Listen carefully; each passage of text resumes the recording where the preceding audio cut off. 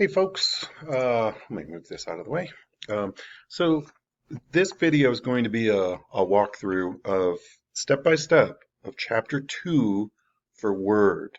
Okay, so that's page WD 2-1. So if I scroll down here, you can see WD 2-1. All right, so we're going to be working on the module in this particular situation. I'm going to make a couple of videos. I'll do the first section of this tutorial, which goes all the way to page 2-25. Okay, and then I'll create a separate video for the second section of that. Okay, so this is what it looks like. I'm not going to show the book throughout the entire video. I'll just refer or reference each of the pages here as we move forward. Okay, so if you go to page 2 and 3 in chapter 2, you should see the image, much like I show on my screen right now. You should be able to see both pages simultaneously in your books, and you also should notice these little green bubbles. I would highly recommend that you look through all of the green bubbles. Make sure that you understand this. This is the language of Word. So as you're looking at these pictures, they really do tell you everything you need to know.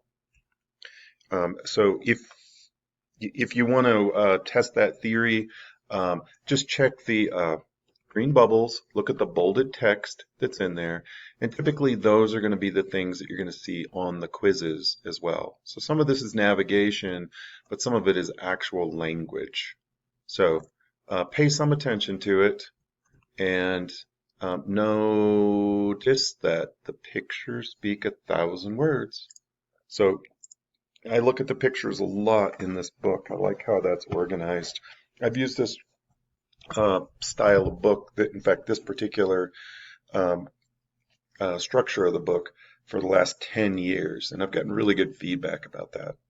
So we're going to start off on page 5 because that's where the tan colored boxes are located.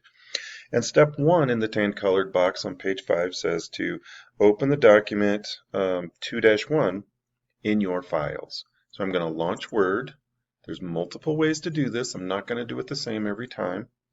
But if I open up Word, I can browse. Okay, and I can do that by just going to the Open, and there's the Browse option here. If I go to Browse, I place the shortcut to my files over in the Quick Access.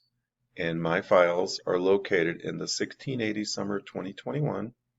We're using Word. We're in the Word 2 chapter. We're working on the module. I open up the module folder, and there's the 2-1 document. So pay attention carefully to these instructions. Let's enable the editing. And now it says to avoid overwriting our original document, let's choose File, Save As. Okay, so we're going to use the Save As. And make sure that you're in the correct folder. And I can see up here that this is the folder that I want. I can see that those were the 2 files that were listed in there. And it says in step 2 to put an underscore mortgage. And then I'm going to put my initials at the end. And that way I'll know what's what. Okay, I'm going to click the Save button. Now I can see up here at the top, that's my file name. I could go back and I could verify if I wanted to in that Word module 2, and there's my file. Okay, so I'm going to close that. So this is what we're working with right now. So I'm on step 2. That's what we just completed. It wants you to just make sure you're in the let's see, in the print layout view. So that's print layout at the very bottom.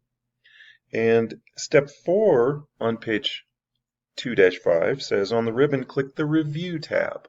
So we want to click the Review tab, and it displays the tools for working with comments, because this is part of what we're going to be doing with this, is using comments. Now I will be straightforward with you. I think using Microsoft Word on collaborating with others is a bit clunky compared to other tools such as Google Documents. I think that the collaborative tools built into those online tools or applications are probably much better. But you need to know how to use this though, because periodically this is how it's going to work. Step 5 on page 6. In the tracking group, it says to make sure display for review is selected. So we're going to go here, and then we're going to make the simple markup our choice. So that's what was already selected, but that's considered the display for review button. And we're in the tracking group, as you can kind of see right there. And we've got the show comments that's turned on. And you can see that step 6, it says it wants you to click that button several times so you can see how to turn it on and off. And in step 7, it says at the bottom of the word window, drag the horizontal scroll bar all the way to the right if it's not viewable. So this is what they mean. So if I increase the magnification here, this is where you can kind of go back and forth. I'm going to make it so I can see everything though. Okay, so that's about 100% for me, and everything just about fits on the screen. So I don't have to do any scrolling back and forth. Most of you have wide enough monitors these days. You should be able to see what you're typing, read it, and be able to see all that stuff on the right-hand side with the comments. We're still on page 6, step 8. Read the document, including the comments. Yeah, I'm not going to do that, but I'm going to scroll through it just so I can see the structure of the document. And you can kind of see what they've got cooking there. It says on step 9, actually, let's just finish this step 8. Handout includes title at the top as well as headings, and that divides the document up. Okay, so it says the headings are hard to spot because they don't look different. So we're going to kind of alter some of this stuff. Step 9 says scroll down and so you can see the first line on page 2. So I can see that there's a break in between page 1 and page 2. And it wants you to see to verify information. So that's this line right here. And then click anywhere in that sentence. I'm just going to click one time on that sentence. The cat's going crazy trying to break into the house. Okay, so at the very bottom, you should see where it says page 2 of 2, and it lists words and things like that. I don't really pay too much attention to that, but it is somewhat handy occasionally to be able to see the actual word count and such.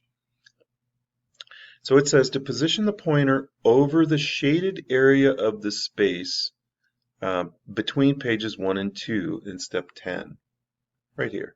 You can kind of see you get an up and down arrow, and if you double click that, maybe, now I made it into the, whoops. Okay, click carefully.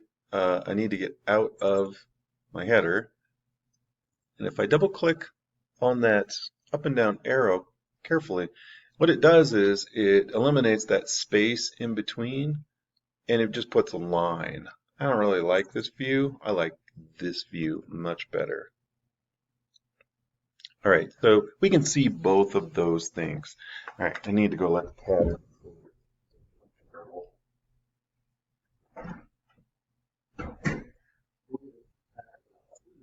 It's gonna need to go back outside. Has anybody ever had that problem?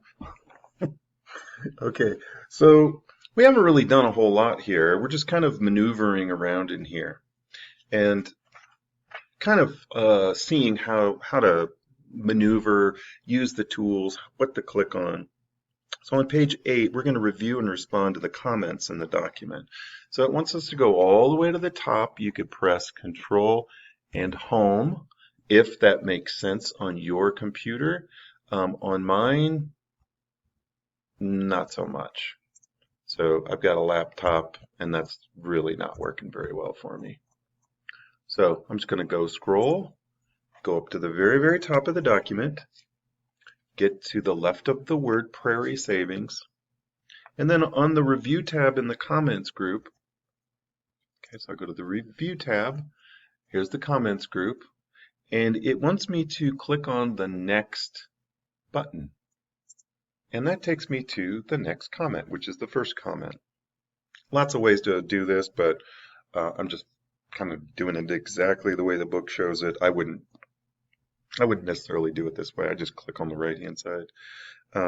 But prairie is highlighted. So when this comment was created, that's what the user did. They highlighted the word prairie, and it says in the comment, please review my notes on the printed copy of this document. Okay, and so on step 3, it says read the comment, and then in the comments group, click the next button to select the next comment. According to this comment, Sabrina wants you to know the total word count. So we're going to go to the next comment. And this one says, I might want to use this paragraph in another document, but I'm concerned it might be too long. What is the total word count? So what we're doing here is it says, I'm going to read step 3 to you. Sabrina wants to know the total word count of the paragraph the comment is attached to. You can get this information by simply selecting the entire paragraph and locating the word count in the status bar. So if I highlight this whole thing, just like this, and I look down here, it says 89 of 725 words. Okay, so if we come back here, we can click on reply, and we're going to type that in here. And now I've forgotten what it was, so I'm going to have to do it one more time. So I highlight it.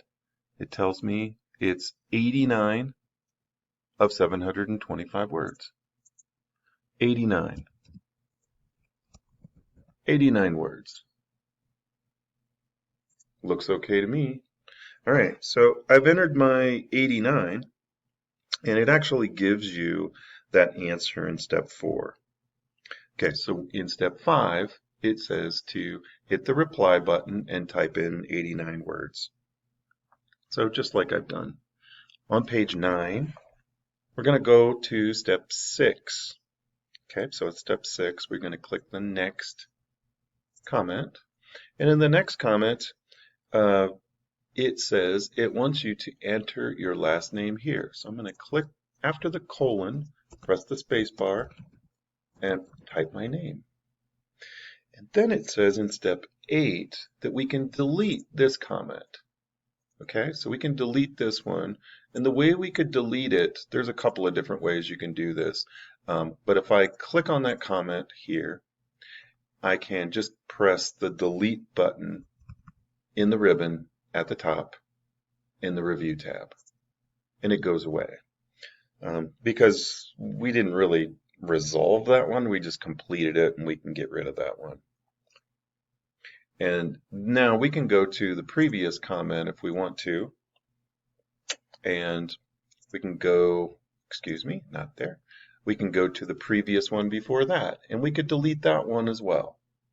So lots of different ways to skin this cat. I'm not actually interested in you becoming experts with using the comment tool.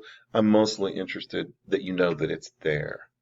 And it could become useful for you at some point. So we could delete this first comment as well, because the only one that matters is that second one. Okay, so bottom of page 9. In fact, I'm going to save my work real quick. I'm going to press the Control key and the letter S as in save. The other thing you could do is hit the Save button here. The other thing you could do is click File, Save. So we've already renamed our document, and we're saving it into that document with my initials on it. So bottom of page 9, we're going to scroll down to the middle of page 2. It says, and it says, then in the paragraph above the loan approval process. Okay, so here's the document, or the paragraph above loan approval process. Select the text considering. Okay, so let's select that text considering. On the ribbon, click the Home tab. Step 2. Step 3, it says change case. So there's a change case option here. It's in the font group. If I click on that arrow, it gives me some options: uppercase, lowercase, sentence case, proper case, blah, blah, blah, blah, blah case. So we want to be in lowercase. So we could have just retyped the whole thing, but that's probably a much easier way to do it, is just to use the tool. I'm moving over to page 10. Verify the text is still selected, and then click Review tab at the top of the ribbon. And so we've got the word considering, and we're going to add a new comment on step 5 and put something in there like, I assumed you didn't want this to be upper case, so I changed it. I'm not going to grade you on your typing skills here. I'm mostly interested that you have a comment. That's what I'm looking for. You can also see that it's got my name associated with my comments. If you're using someone else's computer or a public computer, something else might show up there. Not a big deal. It doesn't matter. It doesn't have to have your name in it. We're just working on the commenting. Maddie Her shows up because that's the name that I'm logged into Microsoft with right now. Okay, so if I show comments, that turns it off. But if I show comments again, that turns it on. Okay, so what you can do in step 8 is there's some other options that are here. So if I show these comments and I go to, I can change them this way, no markup, simple markup. It looks like some of this may be, let me just look at this for a second.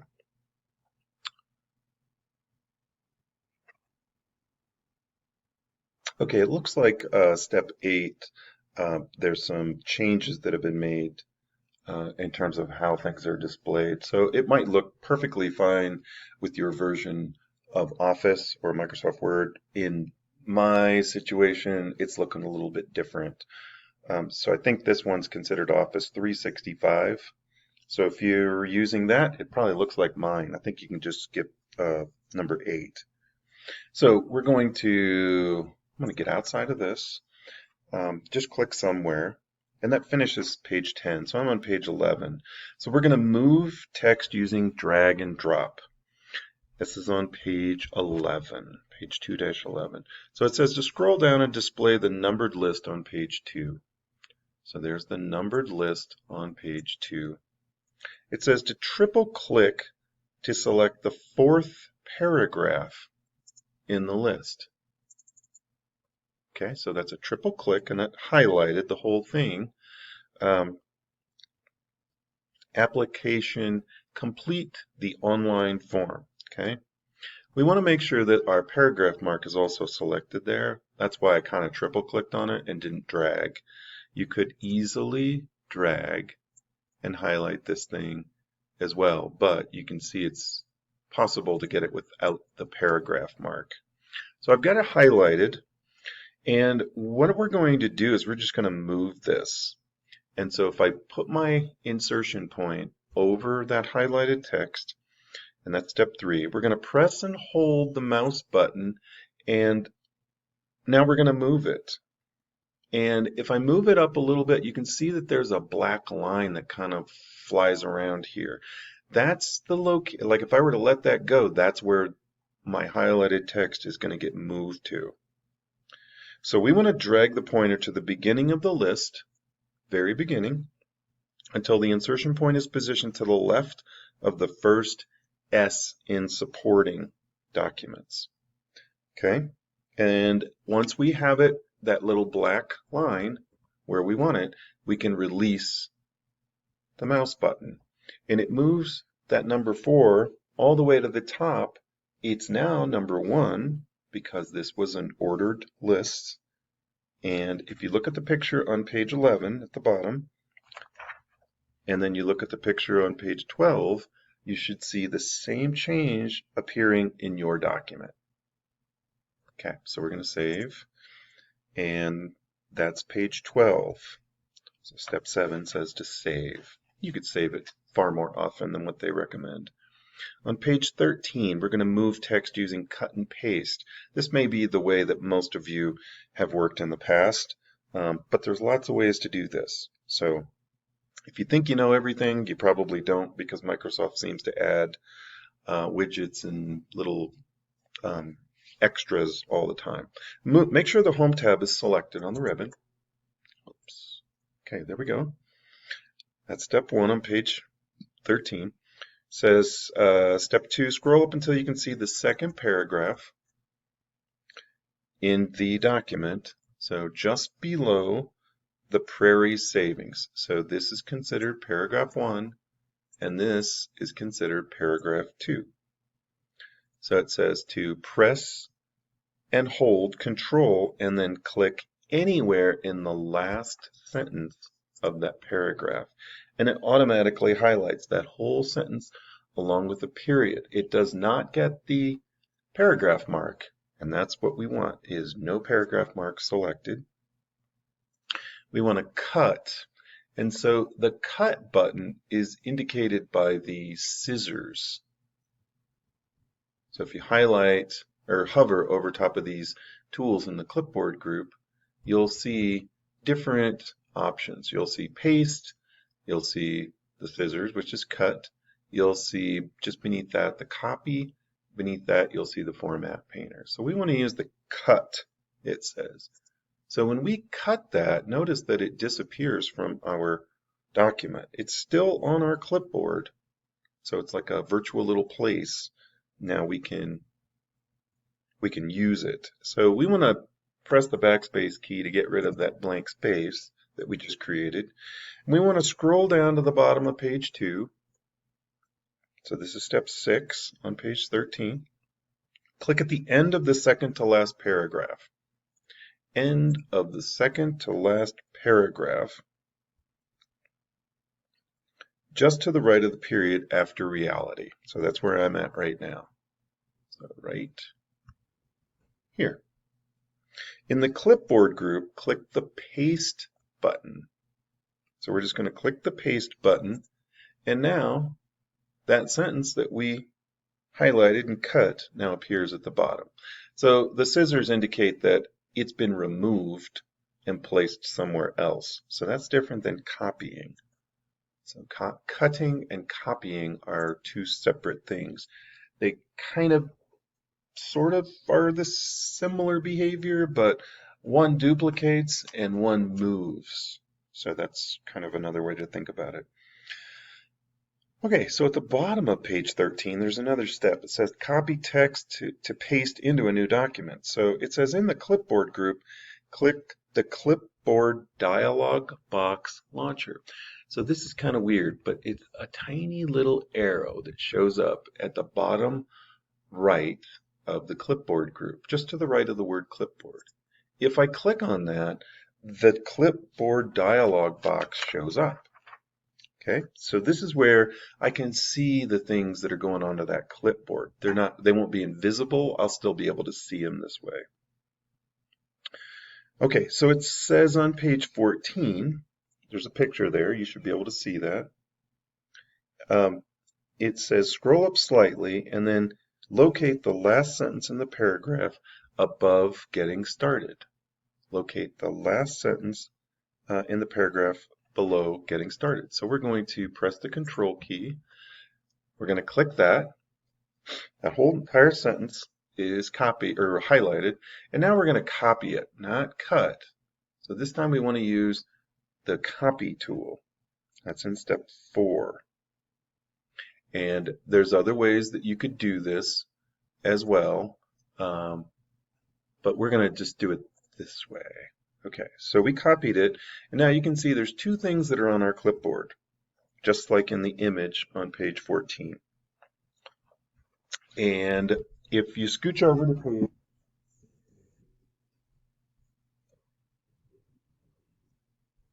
sure what that's all about. So on page 15, you'll see we're going to insert copy text into a new document. So we're going to open up a new blank document. And probably the simplest way to do this is to go to File, New, Blank. So we've got a blank document. And so we want to open up that clipboard group dialog box launcher again. So those same sentences that we cut or copied from the other document show up here because the clipboard gets shared. Now you don't need to get too crazy with this. I don't really care about this too much, but just know that you could use this in another document. So we've got a new document and we just pasted one of those sentences from the previous document.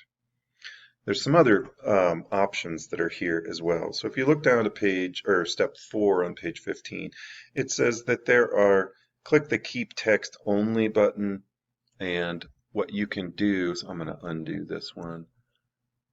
What you can do is not use that, but come over here at the little control button. This gives you the options for that text, and if you hover over top of that, one says to use the destination themes, one says to use the source formatting, one says to merge the formatting, and one of them says to just keep the text only with no formatting at all.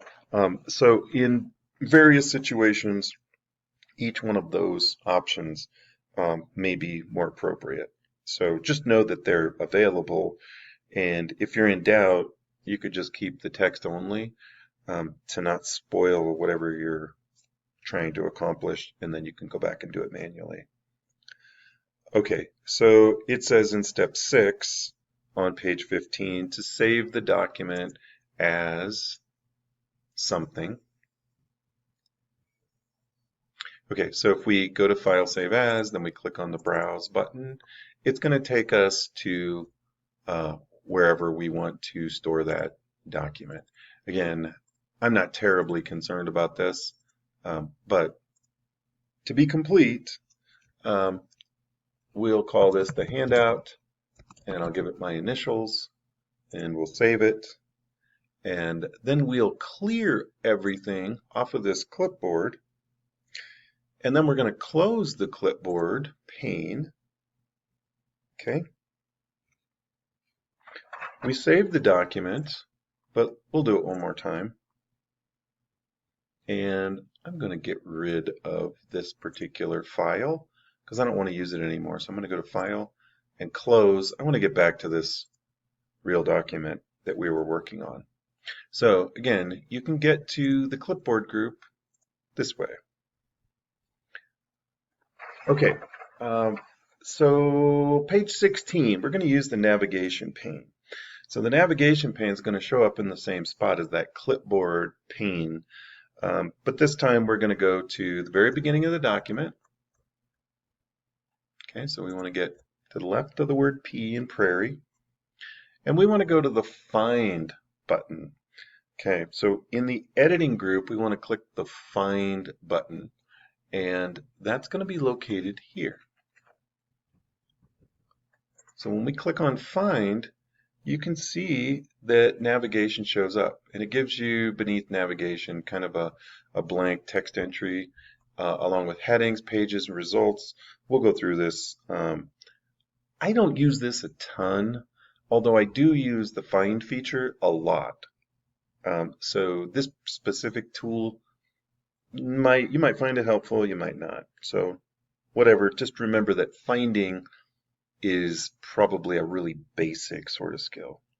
So we've got our navigation opened. If we click on the pages, it shows us all the pages that are available. We've only got 2 pages, but if we click back and forth, it allows us to be able to easily maneuver amongst the pages. There's a picture on page 17. It gives you, some of those, what it might look like as well. So we want to go bottom of page 17. In the navigation pane, click the Results button.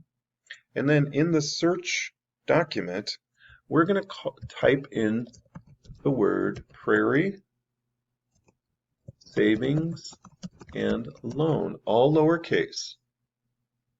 Okay, and you can see that multiple things show up down here.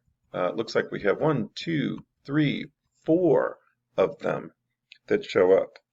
So step 2 at the bottom of page 17, it says search for more things. So the search for more things button is a really tiny arrow, and it's to the right of that text entry box right there. If you click on that and then flip over to page 18, you should see an image exactly like you see on my screen. And then if you go down to step 3, we want to go to the options. So find options. And then in the options button, there's obviously a bunch of checkboxes, but we want to click on the match case checkbox. And then if we click OK, watch what happens over here on the left. So now we only have 2 because it's only looking for, actually, we don't have any because it cleared it all out. Sorry about that. So we want to type in Prairie Savings and Loan again. I don't know why it removed that. Prairie Savings and Loan, all lowercase. And so this time we have 3. Okay, so we have 1, 2, and 3. They're all lowercase. And so that's where you can kind of, you can use these little arrows. You could just click, whatever you want to do. It doesn't really matter, but it's just a tool that you could use to be able to maneuver through this. And let's just see if there's any instructions for us on page 19. So it says click the down arrow, click the up arrow, click the down arrow, and basically it says in the navigation pane in step 9, click the third search result, which begins additional documentation, please see. Third search result is selected in the document and in the navigation pane. Okay, so that's basically how to find stuff. Now we're going to go on to how I typically use the find tool, and that's to do some replacing. And if we go down to the step 1 on page 20, so we're going to replace 3 instances of Prairie Savings and Loan with uppercase Prairie Savings and Loan. So this time we want to go to, not there, we're going to go to the replace. Okay. So we're going to find and replace. And when we do that, you can see now there's a find and there's a replace option. So it's going to carry over that Prairie Savings and Loan that we typed in before. But this time we're going to replace it with a capitalized version of this. And do the best you can, but this is a name. So what we're going to do now, so we're finding the lowercase version, we're going to replace it with an uppercase version. And you can use the find next, okay? And it will help you find all of those things, or you could replace them. And we're going to replace all of them. You could do them one at a time, but we've just looked through there already with the find next command or button. So we know what we're doing, but I think we're just going to click on the replace all. Okay, so we made one replacement. Do you want to continue searching from the beginning? Yes. So there's a total of 3 replacements that got made. And that is step 9. So we can close this. And in the navigation pane, we need to put this thing back together because we switched one of the options there in the match case. And while you may want that turned on by default, I'd wait to make that change for now, just so you can kind of begin to get a better feel for how to work with these tools. So we also want to close up this navigation pane there. And that is step 2 on page 21, and then save your work is step 3. Ta-da! We're on page 23, so not too much longer to get this document. There's multiple documents for this entire chapter, but this will be the first part of it. Almost done. We want to display the entire style gallery and then format the document title with the style. So make sure, this is step 1 on page 23, make sure the Home tab is still selected. Ours is. I can see the line under there. And locate the More button in the Styles group. So here's the Styles group. The More button is considered this arrow with a line. So there's an arrow, which is just an arrow, but the one that you want is the More button. That's the arrow with the line. And when I click on that, it looks kind of similar to the picture on step 2 on page 23. We don't want any of these styles, but the way to get rid of them is just to press the escape key on your keyboard. The escape key is usually the key that's at the very upper left corner of your keyboard. Almost always. In fact, I'm not sure I've ever seen it anywhere else. So scroll up in your document and click anywhere in the first paragraph, Prairie Savings and Loan Mortgage Facts. So that's the first line. And we don't need to highlight it. We just need to make sure we're somewhere inside of there. And we want to click on the title style. So when we just hover over top of the title style, it makes that change in a preview, okay? But if I click on it with the left mouse button, it cements that as a change. Okay, so that's step 5. We clicked on the title. So now we have a title style applied to the whole first line. Step 6 on page 23, it says to center that particular line. Okay, so we're going to center this by going to the paragraph group in the Home tab and clicking on the center button. Other ways to do it, but again, I think it's whatever works for you. Page 24, we're going to format the text with the heading 1 style. So click anywhere in the type of loans paragraph. So there's the type of loans. Okay, I've clicked somewhere in there, and I'm going to choose the heading 1 style. That's as simple as it gets. Okay, we're not done yet though, so be careful. So it says scroll down in step 3, click anywhere in the qualifying for a home loan. So that's here. We're going to do the same thing. Heading 1. Okay. And then it says to repeat the steps to apply the heading 1 style to the loan approval process.